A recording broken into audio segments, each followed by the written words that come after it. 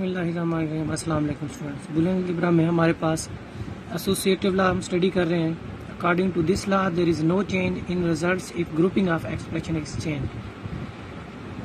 Expression के अंदर जो ग्रुपिंग होती है अगर उसको हम तब्दील करेंगे तो रिजल्ट में कोई तब्दीली नहीं आएगी। This law is quite same in case of and और ऑपरेटर। एंड और ऑपरेटर को जब हम डील कर रहे होते हैं तो ये जो लॉ है एक ही तरह से अप्लाई होता है। मिसाल के तौर पे इसकी हम जो पहला एक्सप्रेशन है इसमें हमने और ऑपरेटर यूज़ किया है। इक्वल की एक साइड पे हमने पहले ए और बी को ग्रुप किया है और सी को हमने ग्रुपिंग से बाहर रहने दिया है, जबकि इक्वल के दूसरी साइड पे हमने बी और सी को हमने प्लस करके आपस में ग्रुप किया है और जो ए है वेरिएबल ए है उसको हमने बाहर रहने दिया है। अब इसका रिजल्ट और जो इक्वल की दूसरी साइड पे ये है a प्लस बी इंटू सी, इसका रिजल्ट आपस में बराबर होता है। और इसी तरह एंड ऑपरेटर जब हमने किया है तब भी यही है।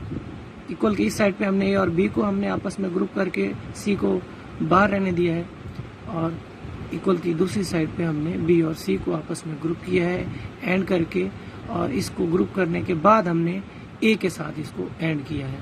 इसको हम टेबल की मदद से देखते हैं, ज़्यादा बेहतर तरीके से समझ आएगी।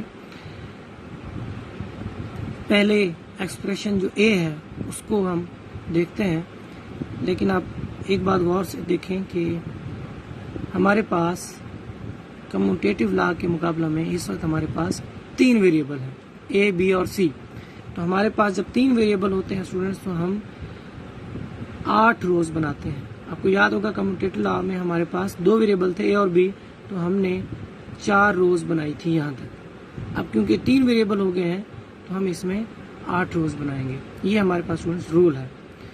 ए बी और सी के हम 3 कॉलम बनाएंगे। जो पहला ए कॉलम होगा उसमें पहली 4 वैल्यूज सेम होंगी और फिर अगली 4 वैल्यूज सेम होंगी, यानी 4 टाइम्स एफ फिर 4 टाइम्स टी।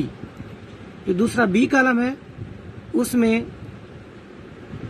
2 के पेयर हम बनाएंगे, 2 टाइम्स एफ फिर 2 टाइम्स टी, 2 टाइम्स एफ फिर 2 टाइम्स टी।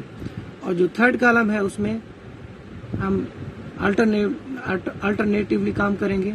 सबसे पहले फॉल्स फिर true, false true, false true, false और ट्रू। स्टार्ट हमने तीनों में हमने फॉल्स से स्टार्ट किया है, ये बात आप गौर से देखें। उसके बाद जो हमारे पास a प्लस बी है इसको हम पहले करेंगे, क्योंकि ये ब्रैकेट के अंदर है तो हमने पहले a और b का और ऑपरेटर के जरिए हमने एक्सप्रेशन लेना है। तो a प्लस बी यानी a और b। और ऑपरेटर में क्या होता है स्टूडेंट्स, जब हम 2 वेरिएबल्स को मिलाते हैं तो उनकी वैल्यूज का जो कंपाउंड आंसर आता है वो तभी ट्रू आता है जब दोनों में से कोई एक वैल्यू भी ट्रू हो जाए, तो हमारा आंसर ट्रू आता है। सिर्फ उसी सूरत में फॉल्स आता है जब दोनों में फॉल्स हो। तो ये देखें स्टूडेंट्स, इन दोनों को हम आपस में मिलाएंगे फर्स्ट टाइम। तो ये दोनों एफ है तो इसलिए हमारे पास एफ आ गया। यहाँ पे भी दोनों एफ हैं, एफ आ गया। यहाँ पे हमारे पास एक टी है, आंसर में हमने यहाँ पे टी निकाला है। यहाँ पे देखें हमारे पास कम से कम एक टी है तो आंसर में टी है। यहाँ पे भी एक टी है कम से कम तो आंसर में भी टी है।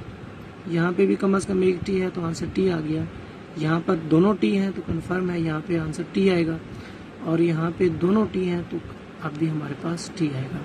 अब स्टूडेंट्स हमारे पास इक्वल की दूसरी साइड पे जो ग्रुपिंग है, अब पहले उसका जो है आंसर हम वो निकाल लेते हैं, बी प्लस सी। तो बी प्लस सी हम करते हैं तो इसमें ये बी और सी है, इन दोनों को हम और ऑपरेटर के जरिए जोड़ने की कोशिश करते हैं। तो दोनों एफ हैं, एफ दोनों में से एक टी आ गया है तो टी।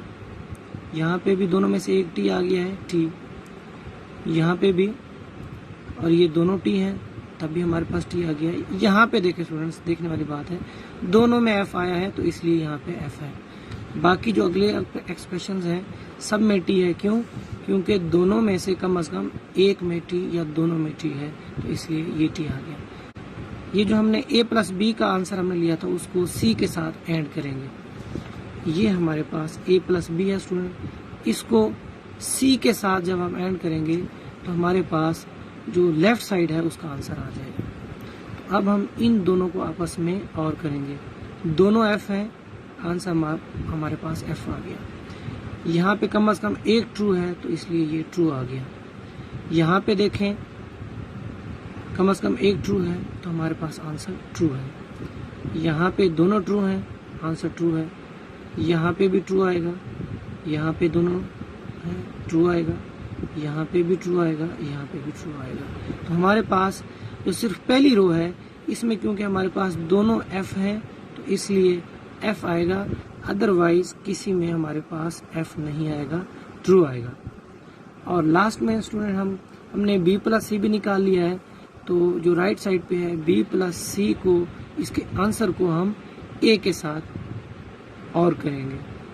तो ये हमारे पास b प्लस सी है, इसको और ये जो a है इनको हम आपस में जोड़ेंगे और ऑपरेटर के साथ।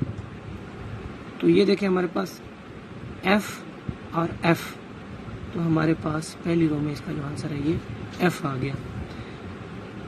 सेकंड रो में हमारे पास यहाँ पे तो f है लेकिन यहाँ पे t है तो इसलिए हमारे पास t आ जाएगा। थर्ड रो में यहाँ पे हमारे पास f है लेकिन यहाँ पे t है, फिर हमारे पास t आ गया।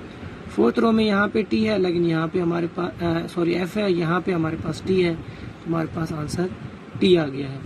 उसके बाद स्टूडेंट हमारे पास चारों t है a के अंदर, तो अब इसमें चाहे यहाँ पे t हो या f हो इससे कोई फर्क नहीं पड़ता, क्योंकि यहाँ हमारे पास क्योंकि सारे t हैं, दोनों में से एक में t का होना ज़रूरी है, इसलिए आंसर में हमारे पास चारों जो है लास्ट वो ट्रू आ गए हैं। अब अगर हम देखें स्टूडेंट तो ये दोनों एक्सप्रेशंस आपस में बराबर हैं, a plus B into C और a plus into B plus C, दोनों का आंसर हमारे पास सेम है, तो इसलिए ये जो हमारा ला है ये प्रूव हुआ। लास्ट जो टेबल है हमारा स्टूडेंट्स, ये जो दूसरा एक्सप्रेशन बी था जिसमें हमने एंड ऑपरेटर यूज़ किया है उसको इस्तेमाल करते हुए बनाया गया है। सिर्फ ये याद रखें कि एंड ऑपरेटर में दोनों का ट्रू होना लाजमी है, कोई एक भी f हो गया तो आंसर हमारा जो है वो f आएगा। तो तरीक़ेकार वही है, पहले a b और c तीन हम कॉलम लेंगे, 8 हम रोज लेंगे और पहली 4 मरतबा f, फिर 4 मरतबा t, b में हम 2f 2t 2f 2t और c में हम ft और ft करेंगे, और उसके बाद उसी तरह जो ब्रैकेट में है पहले उनको हम हल करेंगे a डॉट b। अलबत्ता a डॉट b करते हुए हम देखेंगे कि जब तक हमारे पास दोनों ट्रू नहीं आते तब तक इसका जो आंसर है वो फॉल्स आता रहेगा। तो ये स्टूडेंट आप देखें यहाँ पे सिर्फ लास्ट 2 में हमारे पास दोनों में ट्रू है, तो इसलिए हमारे लास्ट जो 2 रोज हैं उनमें आंसर ट्रू आया है। और b डॉट सी हम करेंगे जो कि इक्वल की दूसरी साइड पे है, इसमें भी हम देखें स्टूडेंट सिर्फ वहीं पे हमारे पास ट्रू आया हुआ है जहाँ पे दोनों ट्रू हैं। लास्ट में भी हमारे पास b और c वहीं पे ट्रू आया हुआ है जहाँ पे दोनों ट्रू हैं। फिर हम क्या करेंगे, a डॉट बी के आंसर को हम पहले c के साथ एंड करेंगे, और इसमें भी हमारे पास सिर्फ लास्ट में हमारे पास ट्रू आया है क्योंकि लास्ट में दोनों हमारे पास ये देखें ये ट्रू है। और आखिर में हम b डॉट सी का जो आंसर है उसको a के साथ एंड करेंगे, और इसमें भी हमारे पास सिर्फ लास्ट में ट्रू आएगा। क्यों? क्योंकि a के लास्ट में ट्रू है और इसी तरह b प्लस सी इसमें लास्ट में ट्रू है, बाकी दोनों में कहीं पे भी दोनों में ट्रू नहीं है। और यहाँ पे जब आप देखेंगे तो हमारे पास ये जो लास्ट ये और ये हमारे पास इनका आंसर सेम है, तो हमारा ये वाला जो एसोसिएटिव लॉ है एंड ऑपरेटर के साथ भी प्रूव हो गया। I hope this make sense. वसलाम।